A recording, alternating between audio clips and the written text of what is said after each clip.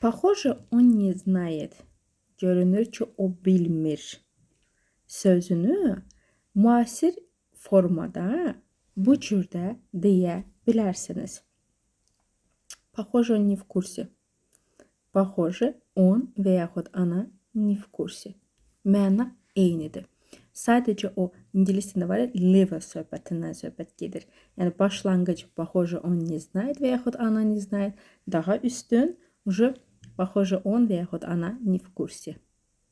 Əzizlərim, görürsünüz ki, gündəlik həyatınızda istədiyiniz insanla dialoq qurmaq üçün, ünsiyyət etmək üçün, danışmağın üçün qeyri-adi, çətin sözlər, cümlələr öyrənməyə ehtiyac yoxdur. Sadə sözlər, cümlələr bilərək, rahat harda olursan ol, kimlə ünsiyyət edirsən elə, hər kəslə danışa biləcəksən, fikrini çatdıra biləcəksən, öz problemlərini, öz işini özün görəcəksən. Heç kimə möhtac olmağa gərək yoxdur.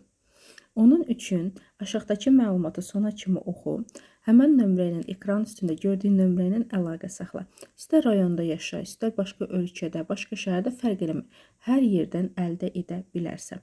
Yetər ki, məsuliyyətli ol, bunu istə və çatana kimi özündən əl çəkmə və sənə inanmayanları, yox sənlik deyil, çətin dildə alınmaz deyənləri bir neçə aydan sonra şoka sal.